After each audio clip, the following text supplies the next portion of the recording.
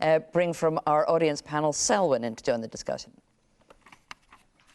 Thank you, Sarah. Nicola Sturgeon said to me, or said to us, she is focused on COVID and all that goes with it. If that's the case, how did she find time to put an independence bill through Parliament while we're still suffering COVID? That's not a focus. We'll give Nicola Sturgeon a chance around that. Let's hear from Angelica first. So my question was very much similar to Selwyn's in that back in November 2020, Nicola Sturgeon was pushing for another independence referendum. So is the focus really on a COVID recovery, or is your focus on a referendum? Let's move on to another question from the audience. We've got Jackie Wilson. Hi, good evening. I'd just like to ask, why can't we actually get through the pandemic instead of just focusing on another referendum? OK, let's hear from David on our panel.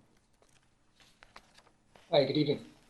Money is going to be tight for the next Parliament anyway. The entire economy has been thrown at the recovery so far and getting us through COVID. Wouldn't it be better? Just imagine how much we could accomplish if we all came together, if we targeted the hospitals with the money that would otherwise be spent on setting up an independent Scotland, the billions that would be spent, targeting the faults in education, targeting the faults that we've got in hospitals and social care and mental health, as other panellists and other people have said. Why do we have to look forward to going back to the old ways? It's time for a new thing. For me, education is a silver bullet. Education is everything. It doesn't need little changes, it needs massive changes.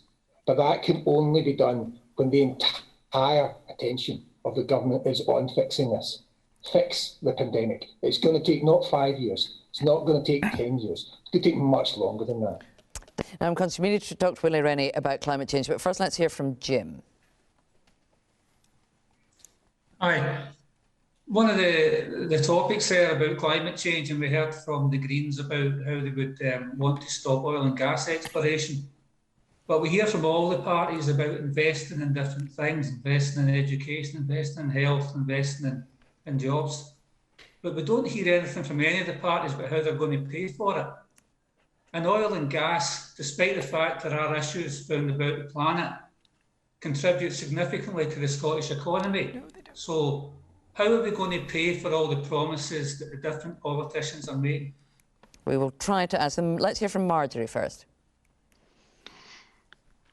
So just to support the previous comment, if we are to take on board our share of the public debt, the unprecedented public debt that has come as a consequence of COVID, in circumstances where we separate from the UK, then we would have to factor in also that debt to our future plans. So without any quarrel about the ambition of the plans, how does that square up with paying off public debt that we would inherit and for money that we have spent?